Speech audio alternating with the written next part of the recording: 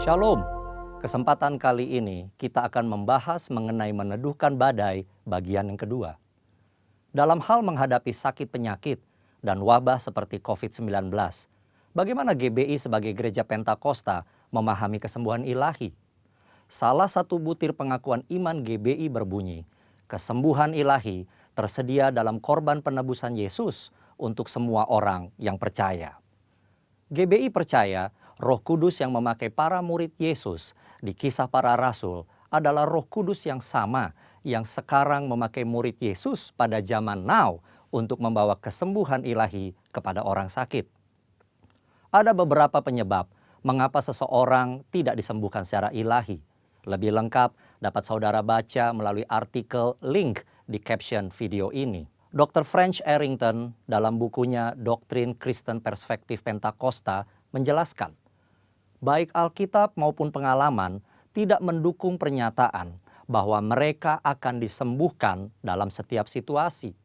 Dari sisi manusia, kekurangan iman menjadi suatu faktor.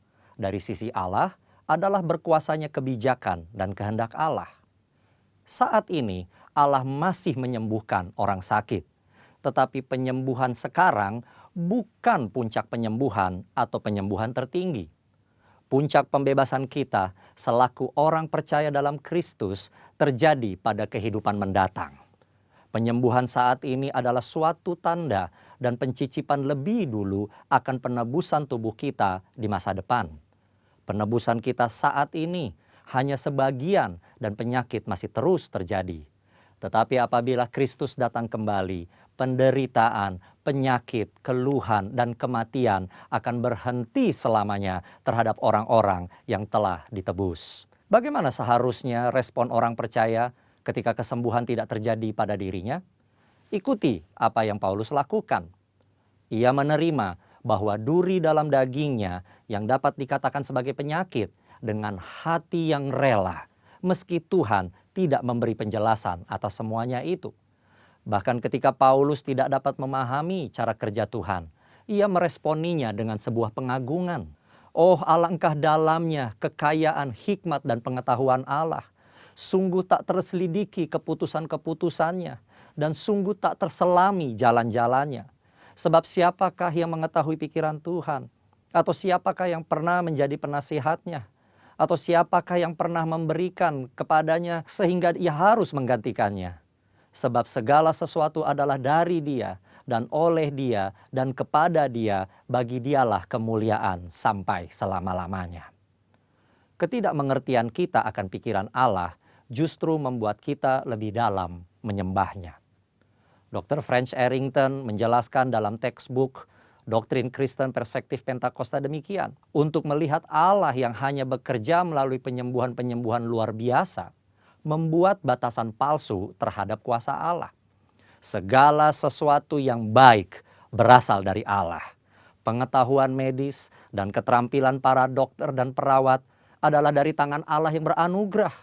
Allah berkarya melalui sarana-sarana, baik yang alami maupun supranatural. Dia berkarya dalam menanggapi iman dan doa umatnya. Dia juga melakukan penyembuhan melalui para dokter dan perawat. Kita harus menggunakan diri kita akan sarana-sarana apapun untuk sarana-sarana penyembuhan yang telah diberikan Allah. Doa dan pengurapan minyak memiliki tempatnya sendiri, tetapi doa dan pengobatan medis tidak saling bertentangan. Keuntungan doa penyembuhan dan pengetahuan medis mengalir dari Allah yang sama. Bagi GBI, kesembuhan ilahi adalah salah satu bentuk berkat keselamatan. Keselamatan manusia, itulah yang terpenting. Inilah juga yang dilakukan oleh keluarga besar GBI Jalan Jenderal Gatot Subroto, Jakarta. Melalui Healing Movement Crusade, pemberitaan keselamatan selalu menjadi agenda utama. Pelayanan kesembuhan ilahi adalah tanda-tanda yang menyertainya. Gereja digambarkan sebagai tubuh yang memiliki banyak anggota dengan fungsi yang berbeda-beda. Tiap insan gereja dan hamba Tuhan diharapkan memberikan kontribusi bagi masyarakat sesuai karunia masing-masing, khususnya dalam menghadapi wabah seperti COVID-19. Dan yang paling penting, Nyatakan kehendak Tuhan agar badai COVID-19 dapat berhenti atau menurun dampaknya. Dalam tuntunan Roh Kudus dan dalam nama Yesus, badai COVID-19 dihardik agar diam, tidak lagi mengakibatkan jatuhnya korban. Kuasa Tuhan akan dinyatakan dan banyak orang akan diselamatkan. Tuhan Yesus memberkati.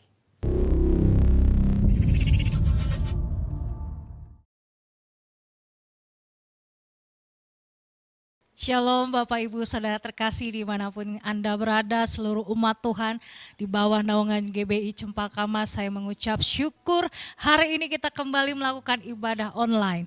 Saya percaya Bapak Ibu dimanapun kita berada, tangan Tuhan terus melindungi dan menjaga kita. Dan firman Tuhan berkata bahwa Tuhan tidak pernah memberi roh ketakutan, tapi Dia memberikan roh yang mendatangkan damai sejahtera. Dan saya percaya roh damai sejahtera itu Tuhan limpahkan atas kita semua. Mari kita naikkan pujian untuk mengawali ibadah pagi ini.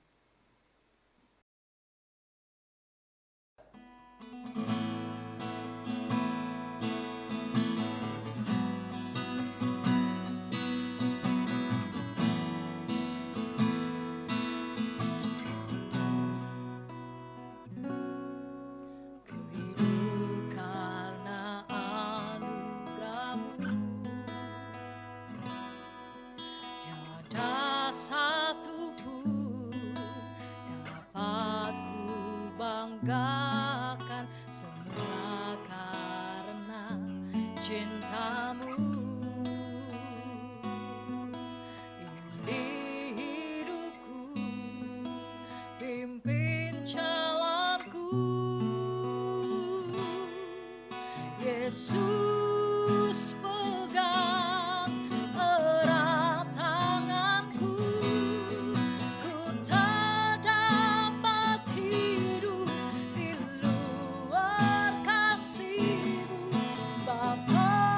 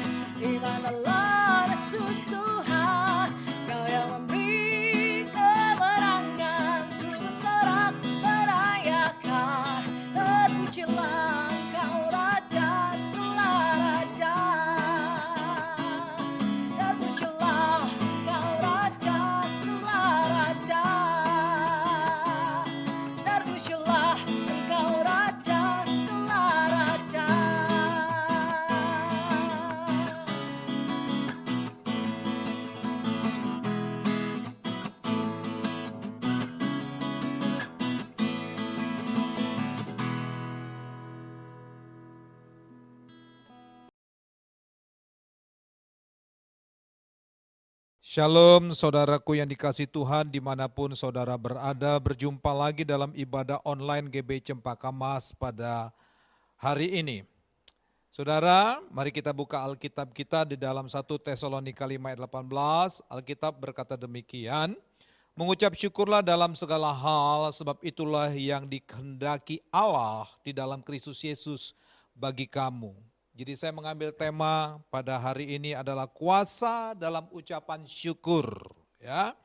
Bahwa kita harus bersyukur sebagai orang percaya apapun keberadaan dan keadaan kita, ya, suka maupun duka. Alkitab menegaskan kepada kita untuk kita selalu mengucap syukur. Di dalam Alkitab mengucap syukur itu ada 38 kali, ya. Mungkin hari-hari ini Bapak Ibu berdoa untuk situasi kondisi supaya COVID ini selesai. Faktanya mungkin ada berkurang di beberapa tempat, kemudian juga di beberapa tempat yang lain masih tetap ada sehingga aktivitas kita pun sampai hari ini masih terbatas. Tapi kenapa saya kasih tema mengucap syukur supaya kita belajar bahwa waktu kita mengucap syukur, kita itu percaya bahwa segala sesuatu yang terjadi dalam kehidupan kita setuju dengan Tuhan. Amin. Itu yang penting. Kita setuju dengan apapun yang terjadi yang Tuhan izinkan dalam kehidupan kita. Alkitab berkata dalam Roma 8:28 bahwa Allah turut bekerja sama dalam segala hal untuk mendatangkan kebaikan bagi kita yang mengasihi Dia. Berarti ini pun Tuhan izinkan. Kalau kita tidak bisa mengucap syukur, maka apa yang terjadi? Saudara akan stres menghadapi hidup ini. Hari-hari ini banyak orang yang stres karena kehidupannya dibatasi, karena bisnisnya semakin hari semakin turun omsetnya. Ada orang yang hari-hari ini hubungan suami istri tadinya baik, tapi mungkin karena sering ketemu jadi sering ribut, ya kan? Nah, saya mau mengajak kepada kita bahwa mengucap syukur itu bahwa kita bersetuju dengan keputusan Tuhan. Mengucap syukur itu adalah tanda kita percaya bahwa segala sesuatu yang terjadi, kita katakan benar Tuhan. Dan saya mau mengikuti apa yang Tuhan mau dalam kehidupan kami, dalam kehidupan saudara dan saya. Hari-hari ini mungkin saudara sudah berdoa, tapi situasi belum berubah. Daripada saudara mengeluh, daripada saudara stres dalam kehidupan ini, menghadapi situasi yang belum menentu ini, saya mau mengajak kita, semua kita bersyukur. Bersyukur dengan keadaan, kita bersyukur bisa ketemu setiap hari dengan istri, dengan suami, ya bersyukur dengan kita nggak bisa aktivitas kita bebas, belajar untuk mengucap syukur. Saya teringat bagaimana waktu Daniel juga masuk ke dalam gua singa itu, tapi apa yang terjadi? Dia tidak bersungut-sungut, saudara. Saya percaya dia setuju dengan keputusan Tuhan. Segala sesuatu yang terjadi dalam kehidupan dia, memang Tuhan izinkan terjadi. Nah, saudara, sekali lagi bersyukur tanda kita setuju dengan keputusan Tuhan. Sekalipun keadaan belum berubah. Ada manfaat waktu kita mengucap syukur, hati kita merasa lega, ya. Daripada kita putus asa, daripada kita khawatir, mendingan kita mengucap syukur. Waktu kita mengucap syukur, hati kita bahagia, hati kita damai, pikiran kita juga bisa memikirkan apa yang harus kita lakukan ke depan, hari-hari ke depan ini, saudara, ya. Nah, saya mengajak kita membaca yang pertama, manfaat pertama waktu kita mengucap syukur dalam Yohanes 6 ayat 8 sampai 13. Judulnya di situ Yesus memberi makan 5.000 orang, saudara bayangkan. Yesus memberi makan 5.000 orang. Saya bacakan sebagian, dikatakan di dalam ayat yang ke-7 sampai dengan ayat yang ke-13, tapi tidak semua mungkin saya bacakan. Jawab Filipus setelah Yesus bertanya dalam ayat 6, hal ini dikatakannya untuk mencobai dia sebab dia sendiri tahu, lihat Tuhan tahu. Dan saya mau katakan dimanapun saudara berada, Tuhan tahu keadaan kita. Apa yang hendak dilakukannya? Jawab Filipus kepadanya, roti seharga 200 dinar tidak akan cukup untuk mereka ini. Sekalipun masing-masing mendapat sepotong kecil. seorang dari murid-muridnya yaitu Andreas, saudara Simon Petrus berkata kepadanya, di sini ada seorang anak yang mempunyai 5 roti jelai dan 2 ikan, tetapi apakah artinya itu untuk orang sebanyak ini? Kata Yesus dalam ayat 10, suruhlah orang-orang itu duduk. Adapun di tempat itu banyak rumput, maka duduklah orang-orang itu kira-kira 5.000 laki-laki banyaknya. Ayat 11 ini, lalu Yesus mengambil roti itu, mengucap syukur dan membagi-bagikannya kepada mereka yang duduk di situ. Demikian juga dibuatnya dengan ikan-ikan itu sebanyak yang mereka kehendaki. Dan setelah mereka kenyang, lihat, setelah mereka kenyang, ia berkata kepada murid-muridnya, kumpulkanlah potongan-potongan yang lebih supaya tidak ada yang terbuang. Saudara yang dikasihi Tuhan, dari kekurangan, akhirnya terjadi kelimpahan waktu Yesus mengucap syukur. Poin yang pertama saya mau katakan kepada Bapak Ibu saudara sekalian dimanapun saudara berada, mengucap syukur membuka pintu gerbang berkat. Mengucap syukur mampu membuka pintu gerbang berkat. Hari-hari ini mungkin sebagian daripada kita berkat seolah-olah tertunda atau tertutup atau mengecil. Ini sudah terjadi pada zaman Yesus hidup sekian ribu tahun yang lalu. Ada pujian berkata begini, ku masuki gerbangnya dengan ucapan syukur. Waktu kita masuk gerbang Tuhan dengan ucapan syukur, itu akan mendatangkan mujizat. Dari kekurangan atau dari kelaparan akan mengalami kelimpahan. Hari-hari ini mungkin ekonomimu mengalami kekurangan, tapi waktu engkau mampu mengucap syukur kepada Tuhan, mungkin situasi tidak berubah, tapi minimal hatimu penuh damai, hatimu penuh dengan sukacita. Engkau tidak tambah stres dalam kehidupan ini. Tapi waktu engkau mengangkat tangan mengucap syukur kepada Bapa Sang Pencipta alam semesta. Ya, dikatakan di dalam ayat yang ke-6, hal itu dikatakannya untuk mencobai Dia. Tuhan juga izinkan segala sesuatu sebab Ia sendiri tahu keadaan kita hari-hari ini. Tuhan tahu. Waktu kita mengucap syukur, maka pintu berkat terbuka. 5.000 orang diberi makan, itu baru laki-laki, belum termasuk perempuan. Tapi bagaimana dengan Filipus saudara? Ayat yang ke-7. Ini kadangkala keberadaan kita seperti Filipus. Dia waktu Yesus berkata, kamu harus memberikan mereka makan. Kemudian Filipus berkata begini, roti seharga 200 dinar tidak akan cukup.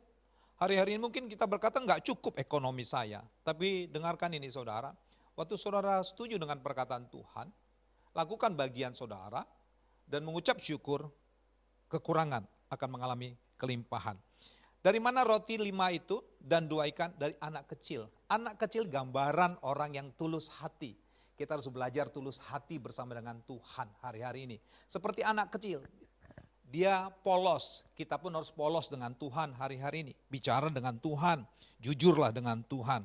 Maka waktu engkau bersyukur kepada Tuhan, sekalipun hari-hari masa kering, dan Tuhan sanggup mendatangkan berkat. Saya teringat dengan bilangan 17, tongkat Harun berbunga, bukan hanya berbunga, tapi berkuntum. Bukan hanya berkuntum, tapi berbuah badam yang lebat. Tidak ada media, tongkat itu ditaruh di mes batuan. Taruh hidupmu di mes batuan, maka berkat Tuhan terjadi. Itu yang pertama saudara. Jadi mengucap syukurlah, karena itu akan mendatangkan berkat bagi saudara. Ya, berkat jangan hanya bicara tentang ekonomi, tapi hubungan saudara dengan suami istri, hubungan saudara dengan anak dan orang tua, hubungan kita semua kita akan mengalami anugerah pertolongan Tuhan. Yang kedua, kita baca dalam kitab Lukas 17 ayat 11 sampai 19, Lukas 17 ayat 19 dan 19, perikopnya itu ke-10 orang kusta disembuhkan oleh Tuhan. Yang kedua ini saya mau katakan begini, bersyukur mendatangkan kesembuhan. Bersyukur mendatangkan kesembuhan. Ya, saya baca dalam ayat yang ke-11, ya. Dalam perjalanannya ke Yerusalem, Yesus menyusur perbatasan Samaria dan Galilea.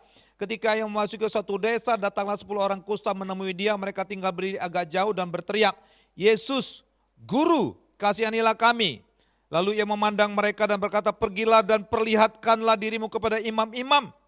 Dan sementara mereka di tengah jalan, mereka menjadi tahir. Luar biasa saudara. Seorang dari mereka ketika melihat bahwa ia telah sembuh, kembali sambil memuliakan Allah dengan suara nyaring. Ayat 16, lalu tersungkur di depan kaki Yesus dan mengucap syukur kepadanya. Orang itu adalah orang Samaria. Lalu Yesus berkata, bukankah ke-10 orang tadi semuanya telah menjadi tahir? Di manakah yang 9 orang itu? Tidak adakah di antara mereka yang kembali untuk memuliakan Allah selain daripada orang asing ini? Lalu ia berkata kepada orang itu, berdirilah dan pergilah, imanmu telah menyelamatkan engkau. Yang kedua, bersyukur mendatangkan kesembuhan. Bayangkan 10 orang kusta ini disembuhkan oleh Tuhan. Dan perkataan Yesus ini sangat luar biasa. Waktu mereka berteriak, Guru, kasihanilah kami. Statement Yesus dalam ayat 14, lalu ia memandang mereka dan berkata, pergilah perlihatkanlah dirimu kepada imam-imam. Saudara, orang Samaria tidak boleh bergaul dengan orang Israel, apalagi para imam. Tapi ingat, bagaimana mereka mengalami kesembuhan waktu mereka taat kepada firman Tuhan. Ya, kadangkala Yesus ini seringkali paradoks. Dia tahu bahwa orang Samaria tidak boleh bertemu dengan para imam, tapi Yesus katakan, pergi, perlihatkan dirimu kepada imam. Dan mereka taat. Setelah mereka lakukan, 10-10-nya sembuh. Tapi Alkitab berkata begini, seorang dari mereka ketika melihat bahwa ia telah sembuh, kembali sambil memuliakan Allah dengan suara nyaring, lalu tersungkur di depan kaki Yesus dan mengucap syukur kepadanya. Orang itu adalah orang Samaria. Dan Yesus berkata, kemana yang lain? Saudaraku, jangan cuma puas disembuhkan secara fisik. Biarlah hati, pikiranmu disembuhkan secara total. Hatimu melekat kepada Tuhan. Kita sudah lihat tadi, 10 orang kusta sembuh secara ajaib. Apapun sakitmu, kalau engkau mengucap syukur. Hari-hari ini dunia ya terkena COVID-19. Salah satu cara Tuhan menyembuhkan, jaga hatimu. Jangan sampai engkau gampang putus asa, jangan sampai engkau gampang khawatir, jangan sampai engkau kecewa, tapi waktu engkau mengucap syukur, ada energi yang baru yang masuk dalam tubuhmu. Itu yang membuat tubuhmu menjadi imun. Engkau tidak akan tersentuh oleh sakit COVID-19. Sebab hatimu meluap dengan ucapan syukur. Dan ayat yang terakhir dari ayat 19, kata Yesus, lalu ia berkata kepada orang itu, berdirilah dan pergilah. Imanmu telah menyelamatkan engkau. Menyelamatkan di sini bahasa aslinya disebut dengan soso, artinya menyembuhkan secara total. COVID-19 bisa disembuhkan Tuhan enggak? Bisa. Kalau engkau bersyukur, beriman kepada Yesus. Poin yang kedua, waktu engkau bisa mengucap syukur, maka mendatangkan mujizat, mendatangkan kesembuhan bagi saudara. Yang sakit berdoa, saya berdoa supaya engkau disembuhkan Tuhan secara total. Sembuh dalam nama Yesus. Yang ketiga, yang terakhir, Yohanes 11 ayat yang 41. Yohanes 11 ayat 41 sampai dengan 44, waktu Yesus membangkitkan Lazarus. Ya, poin yang ketiga, bersyukur mendatangkan kehidupan. Saudara, mungkin saudara di rumah sudah membaca Yohanes yang ke-11 bagaimana Yesus membangkitkan Lazarus. Saya baca ayat 41, dikatakan begini, maka mereka mengangkat batu itu setelah Yesus berkata kepada Maria dan Marta, di mana kau letakkan Lazarus itu? Ayat 41, maka mereka mengangkat batu itu, lalu Yesus menengadah ke atas dan berkata, Bapa, aku mengucap syukur kepadamu karena engkau telah mendengarkan aku. Wow, ya. Yesus selalu berkata, Bapa, aku mengucap syukur kepadamu karena engkau telah mendengar aku. Doa saudara pun didengar oleh Tuhan. Aku tahu bahwa engkau selalu mendengarkan aku, tetapi karena orang banyak yang berdiri di sini melihat aku mengatakan supaya mereka percaya bahwa engkaulah yang telah mengutus aku. Dan sesudah berkata demikian, berserulah ia dengan suara keras, Lazarus, marilah keluar. Orang yang telah mati itu datang keluar. Kaki dan tangannya masih terikat dengan kain kapan dan mukanya tertutup dengan kain peluh. Kata Yesus kepada mereka, bukalah kain itu dan biarkanlah ia pergi. Lazarus dibangkitkan. Hari-hari ini mungkin ekonomi kita mengalami kebangkrutan, mengalami kematian, hubungan saudara mengalami kematian. Tapi percayalah, waktu engkau datang kepada Tuhan, lihat Lazarus yang sudah busuk 4 hari, waktu ada perkataan firman datang, dan Yesus berkata, di mana kau letakkan? Di mana masalahmu? Tuhan datang ke rumah saudara, Tuhan datang ke kantormu, di mana masalahmu? Bahkan Tuhan datang ke Indonesia, Dia berkata, di mana masalahmu? Dan semua kita anak-anak Tuhan, kita suka berdoa. Dan Yesus berkata, Bapa, aku mengucap syukur karena engkau selalu mendengar doaku. Doa saudara didengar Tuhan. Percayalah, ada waktu Tuhan untuk memulihkan keadaan saudara dan saya. Saudara mengucap syukur. Yang pertama, membuka pintu berkat. Mengucap syukur yang kedua, mendatangkan kesembuhan. Mengucap syukur yang ketiga, kematian pun diubahkan menjadi kehidupan. Apa saja yang terjadi dalam kehidupan saudara, tidak ada yang kebetulan. Tuhan masih ada dan tetap ada untuk pegang kendali kehidupan saudara. Tuhan pasti pegang kendali atas Indonesia. Saya mau katakan Indonesia pasti dipulihkan Tuhan. Doa saudara ditunggu oleh surga. Doa orang benar besar kuasanya. Saya akan berdoa bagi saudara dimanapun saudara berada. Supaya saudara tetap kuat di dalam Tuhan. Berjalan dalam kebenaran firman Tuhan. Tegakkan kebenaran. Bangun yang Yesus ajarkan dalam kehidupan saudara. Tetap setia kepada Dia. Sekalipun keberadaan kita semakin hari, faktanya mungkin semakin tidak baik. Tetaplah setia bersama dengan Tuhan. Saya teringat Habakuk berkata begini, sekalipun pohon ara tak berbuah, pohon zaitun mengecewakan, kambing domba terhalau dari kurungan, tapi aku tetap beria-ria di dalam Tuhan. Orang yang bertahan sampai kesudahan, dialah yang akan menang. Mari saudara, angkat tanganmu dimanapun saudara berada. Bapa, kami mau mengucap syukur buat hari yang indah. Kami mengucap syukur untuk apapun yang terjadi dalam kehidupan yang kami alami. Aku berdoa di dalam nama Yesus. Kami mungkin terbatas untuk bertemu secara fisik karena keadaan sekarang di mana COVID-19 terjadi. Tapi kuasa doa tidak bisa dibatasi oleh apapun. Aku berdoa dalam nama Yesus untuk semua jemaat Tuhan, bahkan orang yang melihat video ini yang sakit sembuh dalam nama Yesus. Aku berdoa kekuatan Roh Kudus sanggup menjamah engkau. Engkau yang stroke disembuhkan oleh Tuhan. Engkau yang darah tinggi disembuhkan dalam nama Yesus. Engkau yang berputus asa dan berbeban berat disembuhkan di dalam nama Yesus. Tidak ada perkara yang mustahil bagi Tuhan. Tuhan campur tangan memberkati umat-umat Tuhan yang selalu berseru kepada namamu. Kami sudah melihat bagaimana di tengah kekurangan 5.000 laki-laki yang belum makan. Hari-hari ini ada orang yang mungkin kekeringan yang belum makan. Tapi Tuhan, waktu kami mengucap syukur, bahkan Kau sanggup mengirim burung gagak untuk memberkati setiap orang-orang yang berseru kepada Engkau. Kami melihat juga bagaimana 10 orang kusta disembuhkan Tuhan. Aku berdoa siapapun yang sakit sembuhlah dalam nama Yesus Kristus. Kami juga melihat bagaimana Lazarus yang sudah mati ada kuasa kebangkitan.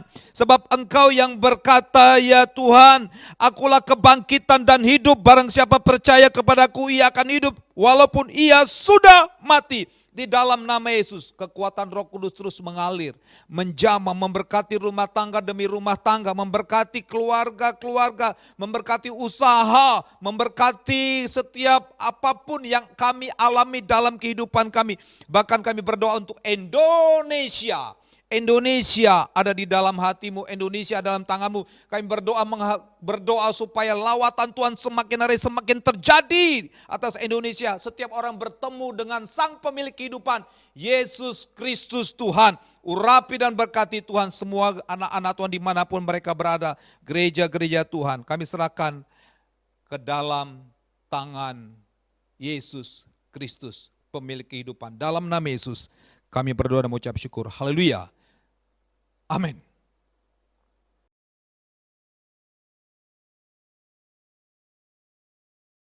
Shalom Bapak Ibu, selama situasi COVID-19 ini belum berakhir, maka kita akan tetap melakukan ibadah online setiap hari Minggu di GBI Cempaka Mas.